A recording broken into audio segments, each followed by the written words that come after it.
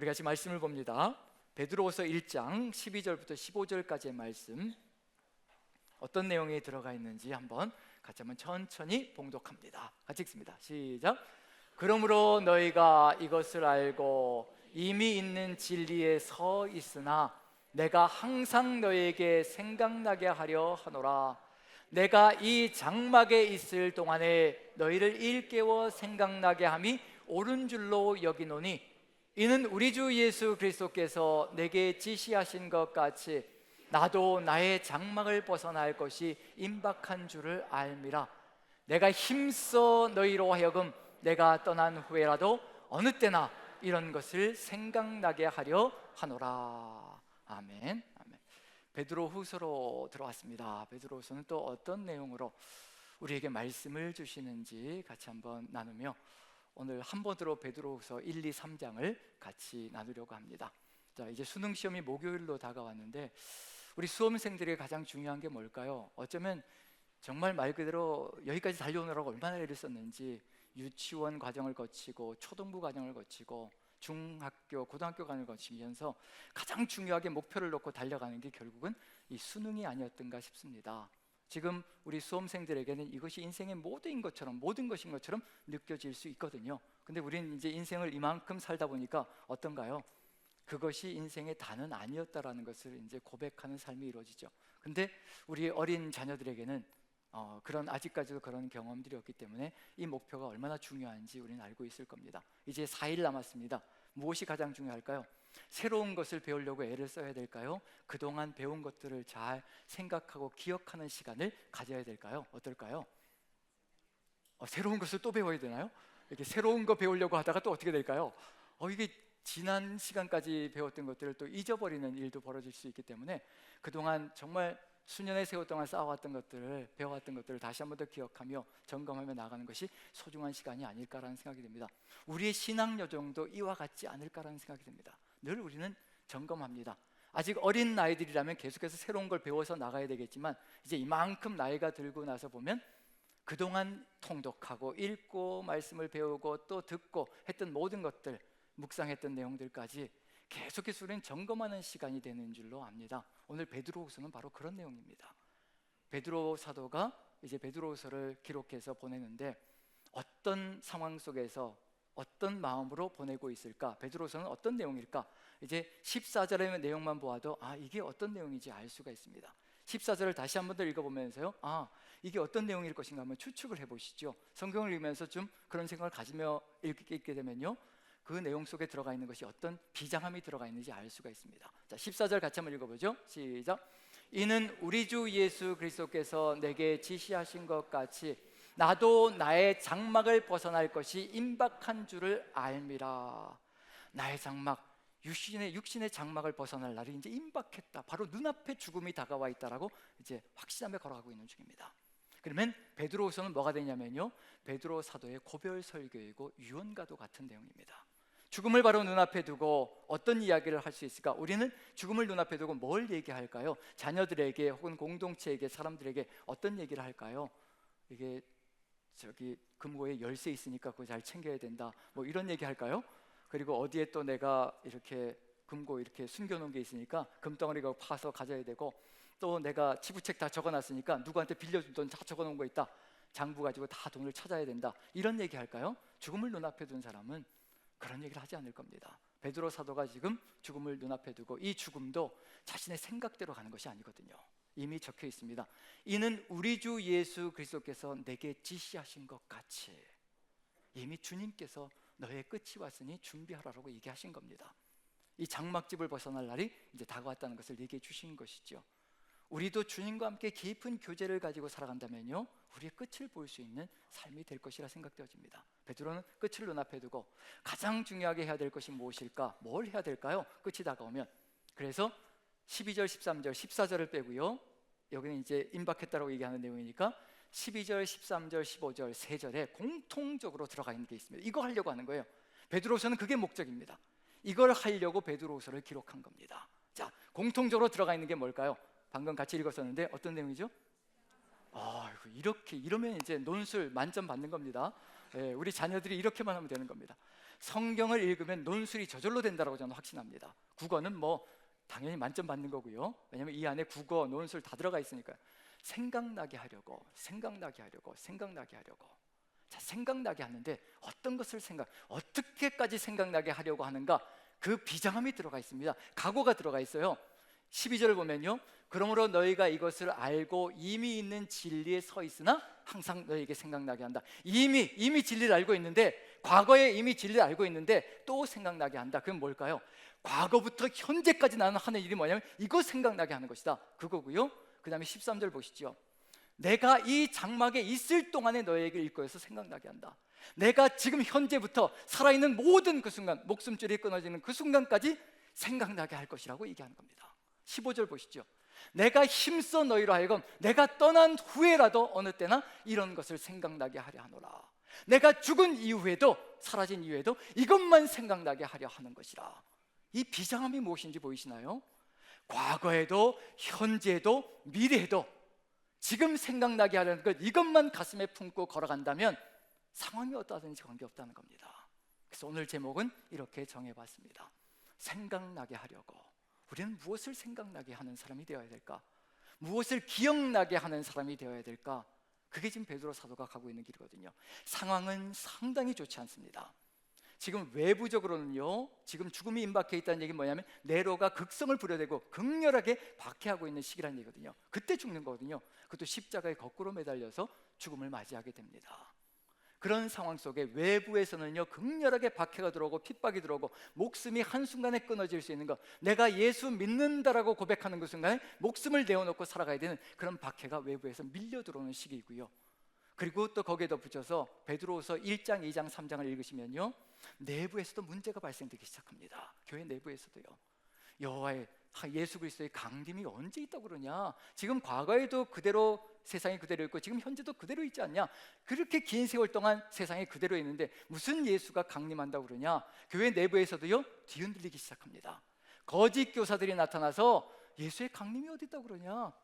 세상 속에서 살아가는 게 최고지, 세상과 어떻게든지 타협해서 살아가는 게 최고 아니냐? 그래서 베드로후서 2장에는요, 거짓 교사들이 그냥 우리가 세상 속에서 잘 살자, 이 세상 속에서 그냥 세상 사람이 뭐라고 하든지 간에 어쨌든 우리가 이 세상과 잘 발맞추어서 살아가는 게, 그래 그러다 보니까 타락이 일어나기 시작하고요, 변절이 일어나기 시작합니다. 교회 안에 있는데 세상 것을 그대로 받아서 살아가는 사람들이 이루어지고 있습니다. 외부에서는 박해가 극렬하게 밀려 들어오고 있고요, 내부에서는 타락들이 벌어지기 시작하고 변절이 벌어지기 시작합니다. 이게 그 당시의 교회의 모습이었거든요. 그런데 생각나게 하려는 겁니다. 기억나게 하려는 겁니다. 새로운 것을 가르치려고 하는 게 절대 아닙니다. 지금까지 배운 것만으로도 충분하다. 그 배운 것을 정확하게 기억하면서 그것을 삶으로 이루어갈 때 새 역사가 펼쳐지는 것이고, 어떤 어려움도 외부에서 들어오는 것이든 내부에서 일어나는 것이든 어떤 어려움도 다 극복하며 이겨나갈 수 있다. 그것을 기억해야 된다. 지금 저도 똑같은 얘기를 하고 있는 중입니다. 제가 설교할 때 다른 얘기 하던가요? 똑같잖아요. 예수 그리스도가 바로 우리의 구원자이시고 그 보혈의 공로로 우리가 값없이 의롭다함을 받았습니다. 그 의롭다함을 받은 우리들이 이 세상 속에서 이제 소금과 빛이 되기를 간절히 소망하십니다. 예수 그리스도의 그 마음을 품고 그 사랑을 품고 우리가 이 세상 속에서 그 사랑을 증거하는 삶을 살아간다면 교회의 타락도 이겨낼 수 있고 다시 또 중심을 바로잡을 수 있고, 세상에 어떤 박해가 다가올지라도 그 박해를 능히 대적하며 이기며 이 세상을 하나님의 땅으로 바꿔갈 수 있는 역사가 있습니다. 끊임없이 똑같은 얘기를 하는 거거든요. 오늘도 베드로 사도도 똑같은 얘기를 할 겁니다. 자, 본문으로 다시 한번 들어가 보면요, 오늘 본문을 다시 한번 보여주시면 12절을 보시면 이제 무엇을 생각나게 하려고 하는지 그게 들어가 있습니다. 이걸 기억나게 하려고 하는 것이고 이걸 생각나게 하려는 것이고요, 과거, 현재, 미래 다 통합해서 이걸 가슴에 새기고 걸어갈 때 이 세상에 그 어떤 것도 이겨낼 수 있는 존재가 된다는 것. 그래서 이 이야기는 남의 이야기가 아니라 우리의 이야기가 될 겁니다. 왜냐하면 여기서 분명하게 15절에 보면요, 내가 힘써 너희로 하여금 내가 떠난 후에라도 어느 때나 이런 것을 생각나게 하려 하노라. 지금 우리는 베드로 사도가 떠난 이후의 삶을 살아가고 있거든요. 우리도 기억해야 될 것이 바로 이거라는 겁니다. 다른 것이 아니라는 얘기거든요. 다시 생각나게 해주는 겁니다. 그래서 그 생각나게 하는 것이 무엇일까? 바로 12절에 힌트가 들어가 있는데요, 다시 한번 읽어보죠. 이제 국어로 들어가는 겁니다. 논술로 들어가는 겁니다. 자, 12절 같이 읽습니다. 시작. 그러므로 너희가 이것을 알고 이미 있는 진리에 서 있으나 내가 항상 너희에게 생각나게 하려 하노라. 너희가 이미 진리에 서 있다는 거예요. 진리에 서 있다는 겁니다. 그런데 그것을 항상 생각나게 하려고 이 편지를 썼다는 겁니다. 이 진리에 서 있는 것, 그게 어디에 있을까요? 그러므로 너희가 이것을 알고라고 얘기하고 있습니다. 자, 그러면 이제 그러므로 너희가 이것을 알고라고 얘기했으니까, 자, 그럼 이 진리는 어디에 기록되어져 있을까요? 우리의 자녀들에게 너는 왜 이렇게 논술이 이 모양이냐, 국어가 왜 이 모양이냐, 나는 국어 잘하는데, 그렇게 얘기하면 안 된다는 얘기가 되는 거죠. 자, 여기서 이것이라고 지적을 하고 있는 거 보니까 이것은 어디에 있을까요? 이것은 이미 얘기했다는 얘기잖아요. 이것을 얘기했으니까 이것을이라고 얘기하는 거잖아요. 아직도 이해가 안 되시는 거죠? 제가 어떻게 설명을 해드려야 될까요? 자, 그러므로 너희가 이것을 알고, 그럼 이것을 이미 그 전에 설명했다는 얘기가 되는 거잖아요. 그러면 이제 이것이 어디에 들어가 있을까요? 1절부터 11절까지 들어가 있다는 얘기거든요. 그럼 1절부터 11절까지가 뭐가 되냐면요, 우리가 마음에 기억하고 생각하고 살아가야 될 내용이라는 것을 알려주고 있는 중입니다. 그래서 베드로후서 1장 1, 2절을 같이 한번 살펴보면, 1, 2절을 같이 살펴보면요, 거기에 우리가 걸어가야 될 삶의 길이 무엇인지, 우리가 어떤 존재인지도 한번 느껴볼 수 있지 않을까 싶습니다. 1, 2절은 인사말이거든요. 보통 서신들은 인사말 속에 핵심적인 내용을 다 집어넣습니다. 아주 짧게지만 핵심적인 내용이 들어가 있는데, 우리는 어디에 서 있는지, 1절에 서 있는지 2절까지 서 있는지 한번 우리 같이 한번 살펴보죠. 베드로후서 1장 1, 2절 한번 봅니다. 1절을 같이 한번 읽어봅니다. 같이 읽습니다. 시작. 예수 그리스도의 종이며 사도인 시몬 베드로는 우리 하나님과 구주 예수 그리스도의 의를 힘입어 동일하게 보배로운 믿음을 우리와 함께 받은 자들에게 편지하노니. 자, 여기서 보면 이제 예수 그리스도의 종이며 사도인 시몬 베드로, 이렇게 자기를 소개하고 있고요. 그 다음에 편지를 받는 대상이 누구인가가 분명하게 기록되어 있습니다. 이것이 우리인지 아닌지 한번 살펴보시죠. 뭐라고 되어 있냐면요, 우리 하나님과 구주 예수 그리스도의 의를 힘입어 동일하게 보배로운 믿음을 우리와 함께 받은 자. 예수 그리스도의 의를 힘입어, 무슨 얘기인가요? 자기 자신이 의를 만들어낸 것이 아니라 예수 그리스도의 의를 힘입었다. 예수 그리스도의 십자가 보혈의 공로로 말미암아 우리가 값없이 의롭다함을 받고 죄 사함을 받은 존재가 되었다는 것을 얘기하고 있는 중입니다. 그렇게 해서 그로 말미암아 우리가 보배로운 믿음을 가지게 되었다, 받게 되었다라고 얘기를 합니다. 받은 게 어떤 건가요? 내가 노력해서 얻은 건가요? 획득한 건가요? 아니면 값없이 받은 건가요? 지금 받았다라고 얘기하고 있습니다. 믿음을 선물로 받은 겁니다. 아무것도 한 것이 없는데 주님께서 나를 위해서 십자가 지셨습니다. 내 죄를 다 사하시고 나를 의롭다, 값없이 의롭다고 만들어 주셨습니다. 그걸 믿을 때 우리가 구원의 역사에 들어가는 거죠. 지금 그 역사를 얘기하고 있는 중입니다. 여기까지가 누구의 이야기냐면 우리의 이야기일 겁니다. 우리 모두 다는 여기 한 분도 빠짐없이 저는 분명히 뭐라고 고백하느냐면요, 바로 예수 그리스도의 십자가 보혈로 말미암아 구원받았고 지금 그 믿음으로 여기에 구원의 존재로 서 있다라고, 앉아 있다라고 고백하는 줄로 믿습니다. 그것이 우리 고백 속에 나와 있지 않다면요, 우리는 다른 길을 걸어가고 있다는 얘기가 되는 거죠. 지금 우리 모두는 값없이 의롭다함을 받아서 힘을 입어서 우리는 보배로운 믿음을 가지고 있는 존재들입니다. 여기까지는 동일합니다. 그런데 이것만이 복음의 진리가 아니라 2절까지 합해져야 합니다. 2절은 뭘까요? 바로 이렇게 값없이 의롭다함을 받은 사람이 어떤 삶의 길을 걸어가야 될 것인가, 믿음과 행함이 하나로 연결되어지는 겁니다. 동전의 양면과도 같은 겁니다. 동전의 양면은 절대로 떨어져서는 안 되는 거지요. 믿음은 무엇으로 우리를 연결시켜 가는가? 삶의 행함으로 자연스럽게 우리를 연결시켜서 소금이 되고 빛이 되게 만들어갑니다. 우리 안에 그 믿음은 그 역사를 이루어가는 거거든요. 2절을 같이 한번 읽어보죠. 같이 시작. 하나님과 우리 주 예수를 알므로 은혜와 평강이 너희에게 더욱 많을지어다. 하나님과 우리 주 예수를 알므로, 믿음을 가진 사람들, 그리고 구원받은 사람들 걸어가야 될 길은 뭐라고 얘기하고 있나요? 오직 예수 그리스도를 아는 길로, 체험적으로 만남과 교제의 길로 나가는 것이 우리가 살아가야 될 삶의 길이거든요. 지금 우리는 그 길을 걸어가고 있는 중입니다. 예수 그리스도를 알아가고 있는 중입니다. 주님이 누구이신지, 나를 구원해 주신 그 예수 그리스도가 누구이신지, 하나님의 은혜가 무엇인지 매일매일의 삶의 여정 속에서요, 하나님을 알아가는 삶을 살아갑니다. 그러할 때 은혜와 평강이 너희에게 더욱 많을지어다. 무슨 얘기일까요? 지금 박해가, 목숨줄이 끊어지는 박해가 가득히 들어차 있는 세상입니다.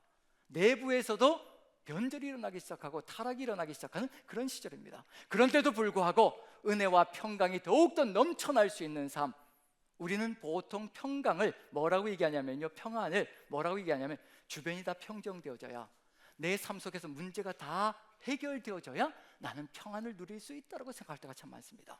그건 예수 그리스도가 함께 하시는 평안이 아니고요, 세상이 추구하는 평안입니다. 세상 사람들도요, 문제가 없이 모든 것이 해결이 되어지면 평안을 누릴 수 있는 게 세상 사람들입니다. 그런데 우리 주님께서 뭐라고 얘기하시나요?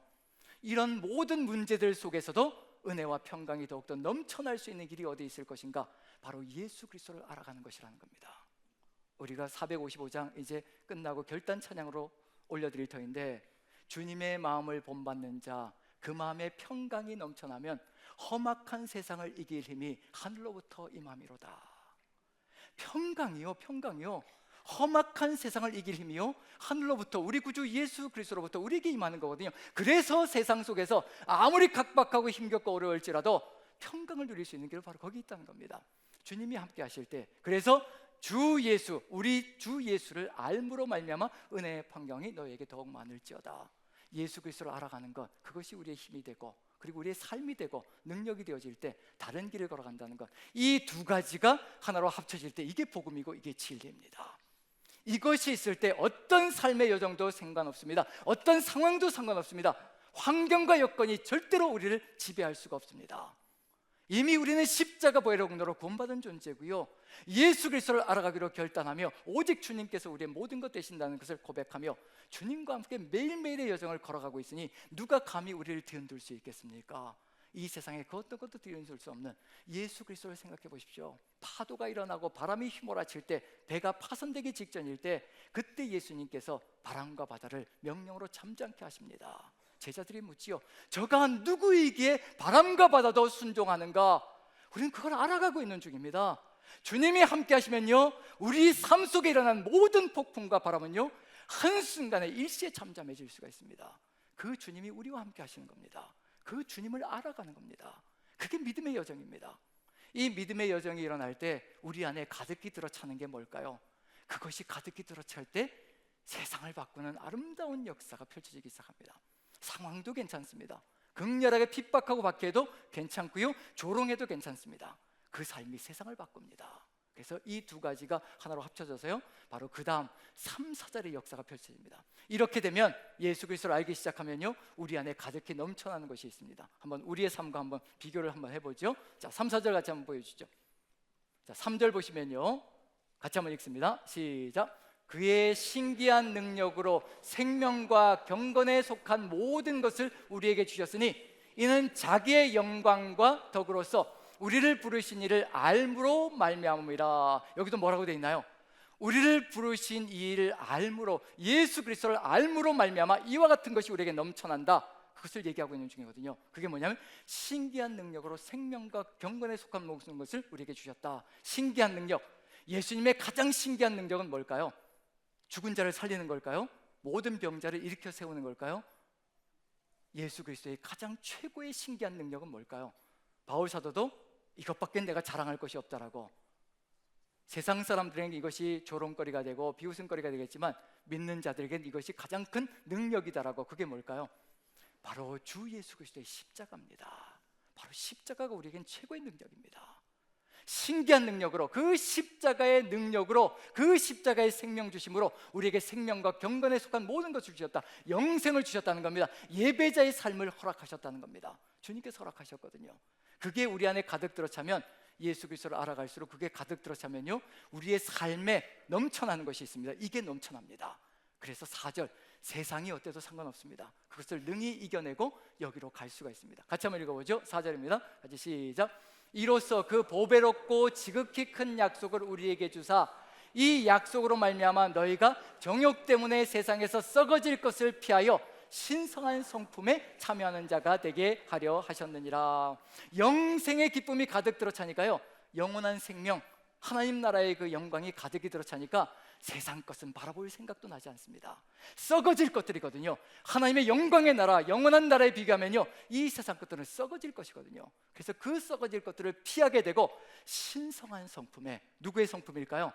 예수 그리스도의 성품으로 우리 가슴이 가득히 들어차서 그 삶을 하나씩 하나씩 살아가는 그런 삶이 이루어진다는 거. 자, 그럼 이제 여러분들에게 질문 드려보죠. 여기서 신성한 성품은요, 신성한이라고 번역되어 있고 신기한 능력이라고 되어 있죠. 신기한과 신성한이 헬라어 원어로는 똑같은 단어입니다. 그러면 뭘까요? 우리에게도 뭐가 들어온다는 얘기예요? 누구의 모습이 들어온다는 얘기인가요? 예수 그리스도의 성품이 우리 안에 가득히 자리 잡는 거죠. 자, 예수님의 최고의 성품은 뭘까요? 우리 하나님의 최고의 성품, 우리 하나님의 정체성, 이게 우리 안에 들어오면 어떤 상황도 괜찮습니다. 우리 하나님의 정체성 최고, 우리가 간절히 바라는 것 뭘까요? 하나님은 사랑이시라. 십자가의 그 사랑이 우리 안에 가득히 들어차면요, 그 신성한 성품, 그 사랑으로 말미암아 어떤 삶의 여건 속에서도 박해가 들어오면요, 그 박해를 기꺼이 받습니다. 죽인다고 하면요, 기꺼이 죽임으로 나아갑니다. 하나님을 사랑하고 형제자매를 사랑하기 때문에 어느 누구에게도 토설하지 않고 오직 주님의 뜻을 받들어 걸어가게 되거든요. 우리가 정말 진정한 사랑으로 가득히 들어차 있다면, 예수 그리스도의 십자가 사랑으로 가득히 들어차 있다면요, 우리는 어떤 길을 걸어갈 것인가? 만약에 우리에게 누군가가 붙잡고, 박해하는 자들이 붙잡고 다른 그리스도인들이 어디에 있는지 불어라고 얘기하면 어떻게 될까요? 우리 술술 불까요? 아니면 목숨을 내어놓고 끝까지 지키려고 애를 쓸까요? 왜 대답을 못 하시는 이유는, 그런 상황이 닥치면 어떻게 될지 솔직히 저도 모르거든요. 그런 마음 때문에 아마 그러지 않을까 싶습니다. 하지만 예수 그리스도를 알아가며 주님의 성품으로, 신성한 성품으로 가득 들어차면 그 십자가 사랑으로 말미암아 기꺼이 그것을 견디고 이겨낼 수 있는 힘이 우리에게 주어진다는 것. 그래서 십자가 사랑이 어떤 것인가 한번 영상을 같이 보려고 합니다. 영상을 보시면서 이 십자가 사랑, 이 신성한 성품 내가 참여해서 걸어갈 수 있을까? 청년 의사 안수연이라는 형제거든요. 그 안수연 형제 그 내용을 한번 보시면서 우리의 사랑은 어떤 것인지 한번 비교를 한번 해보면서 이 사랑까지 갈 수 있을지 한번 나눠봤으면 좋겠습니다. 자, 같이 한번 보시죠. 지난 2006년 한 청년 의사의 장례식장에 4,000명이 넘는 사람들이 몰려왔습니다. 동료 선후배들뿐만 아니라 환자들과 가족들, 병원 청소하는 분, 식당 아주머니, 침대 미는 도우미 등 모인 그들은 모두 가슴에 뜨거운 눈물을 흘리며 그를 그리워했습니다. 그는 매일 밤 회진을 돌며 조용히 제 손을 잡고 기도해 주었습니다.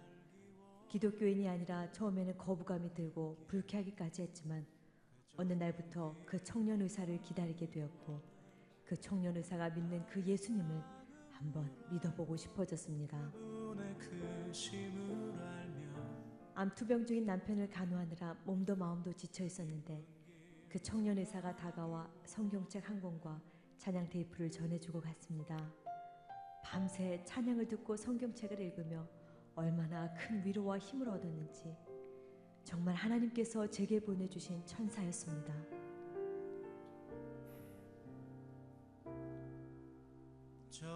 병원 매점 앞에서 오랫동안 구두를 닦아왔는데 제게 항상 허리를 굽혀 공손하게 인사하는 의사는 그 청년이 평생 처음이었습니다. 그 겸손한 모습에 예수 믿는 사람들을 다시 보게 되었습니다. 그 청년 의사는 퇴원하여 집에서 투병 중인 아들을 잊지 않고 찾아와 늘 격려해주고 꿈을 심어주었습니다. 아들은 아직 침대에 누워있지만 이제 다른 사람들과 교회들, 열방을 위한 중보기도자가 되었습니다. 일일이 다 열거할 수 없는 수많은 사람들에게 사랑을 나눈 그 청년 의사는 바로 고려대학교 의과대학병원의 내과 전문의였던 안수연 형제입니다. 의사로서 심히 바쁘고 분주한 가운데서도 그는 늘 마음의 귀를 열어 환자들의 얘기를 들어주었고, 죽음을 맞이하는 환자의 가족들을 위로하기 위해 영안실을 찾기도 했습니다. 돈이 없는 환자 대신 병원비를 내어주기도 했으며 2000년도에 있었던 전국 의사파업대회는 수많은 비난과 불이익의 위협 속에서도 홀로 병원에 남아 밤을 새우고 끼니를 걸러가며 환자들을 지켰습니다. 2006년 33세에 하나님의 부르심을 받기 전까지 그는 평생 참 의사로서 청년 모임과 성경 공부 인도자, 주일학교 교사, 성가대원으로서 하나님께 우선순위를 두고 늘 예수님을 닮기 위해 자신의 모든 것을 아낌없이 나누어 주었습니다. 비록 예수님과 같은 짧은 생애였지만 그의 소망대로 하나님은 그를 통해 수많은 사람들에게 생명을 전하게 하셨고 그를 수많은 사람들이 예수님을 기억하도록 돕는 매체가 되게 하셨을 뿐 아니라 그를 만난 사람들의 마음속에 이제 그의 삶을 예수님의 흔적으로 남게 하셨습니다. 그 높은 길로 가기 원하. 예, 청년의사 1972년생입니다. 지난 한 주는 그분의 책을 읽느라고 한 주를 홀딱 보냈던 것 같습니다. 72년생, 저보다 8살이 어리거든요. 저는 저 사랑을 할 수가 있을까? 그런 마음이 먹먹하게 가슴에 와닿았습니다. 저렇게까지 해낼 수 있을까? 불가능하다라는 생각이 가슴속에 가득히 밀려왔거든요. 정말 하나님께서 만약에 저 72년생 2006년에 소천한 유행성 출혈로 갑작스럽게 생을 마감하게 되었거든요. 저 청년을 지금까지 살려뒀다면 30년, 제가 살았던 인생만큼 더 30년의 더 생을 허락해 주셨다면 얼마나 많은 환자들에게 희망을 전하며 정말 박해하고 핍박하며 조롱하는 사람들에게 예수 그리스도의 사랑이 무엇인가, 예수님 닮는 것이 무엇인가를 보여주지 않았을까라는 생각을 해봅니다. 그런데 너무도 이런 나이 33살, 예수님이 소천하셨던 그 나이에 데려가시고 우리는 남겨두었습니다. 저는 이렇게 생각합니다. 왜 이렇게 어린 나이에 데려가셨을까? 그 깨끗하고 순결함이 너무 아름다워서 주님께서 옆에 두시고 싶으셔서, 더 세상 속에 채색되지 않게 만들고 싶으셔서 너무나 사랑하셔서 저는 데려가셨다고 생각합니다. 우리가 삶을 살아가다 보면요, 세상 것에 채색이 되어지고 물들어서 세상 것인지 아닌지 분별조차 가지 않을 때가 있거든요. 그런데 주님께서는 33살의 그 아름다운 예수님 닮은 그 모습, 정말 믿음을 가지고 사랑을 이루어갔던 그 청년을 주님께서 데려가시며 우리에게 도전을 주십니다. 이 사랑할 수 있겠느냐? 저도 이 영상을 보면서 이 사랑을 정말 할 수 있을까? 책을 읽으면서 정말 여기까지 따라갈 수 있을까? 가슴이 먹먹해지고 두려움이 밀려오거든요.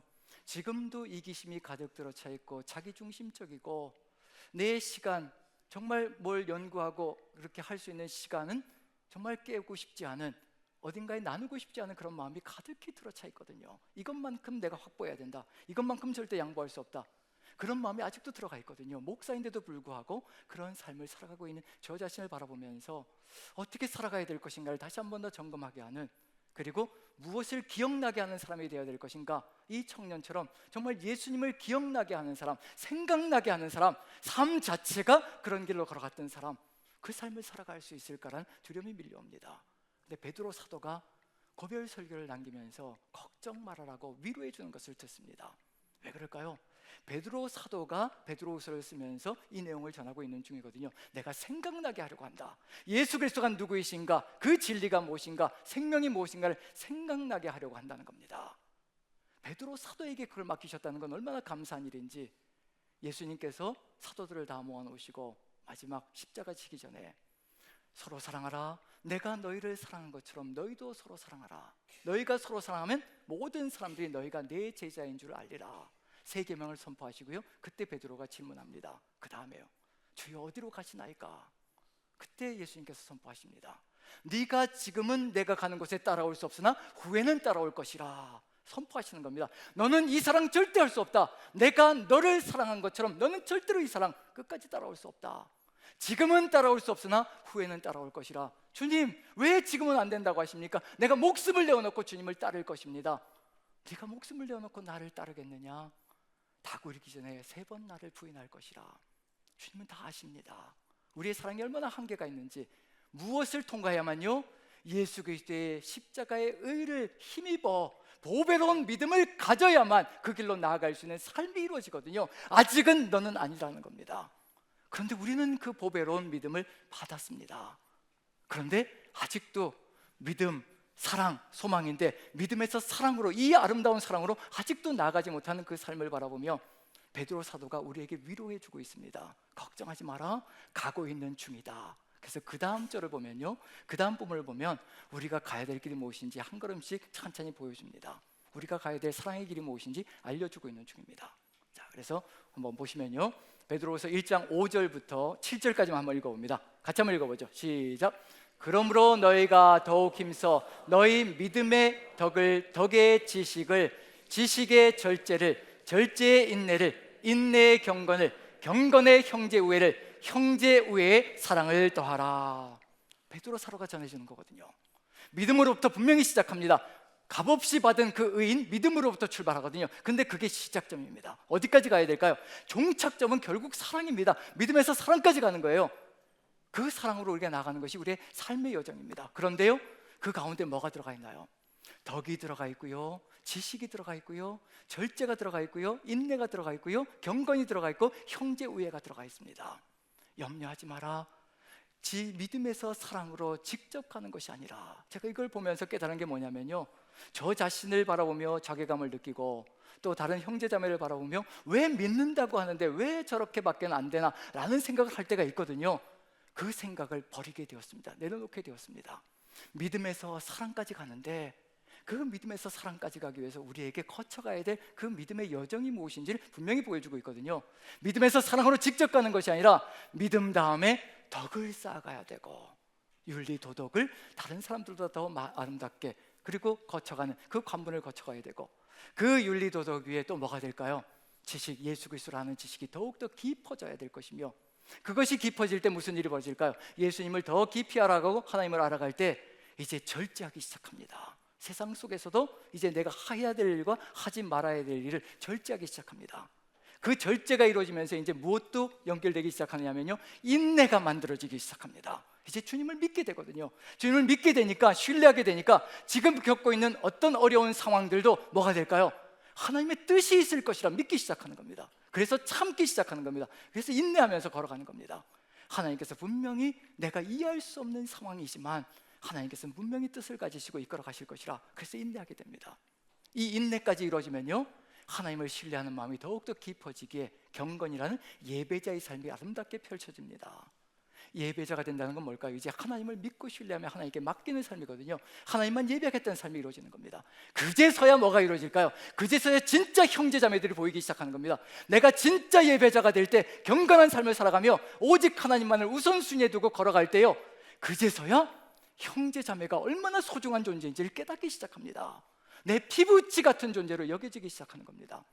주님의 사랑을 같이 공통적으로 누리는 사람이라는 것을 가슴에 새기고, 그리고 형제자매들을 끌어안기 시작합니다. 조금 모자라고, 조금 불편해도, 그리고 또 아직 모자란 듯이, 아직도 사랑으로 가기에는 먼 듯이 보이는 그 형제자매들도 품고 나가는 삶이 이루어집니다. 그러할 때 무슨 일이 벌어질까요?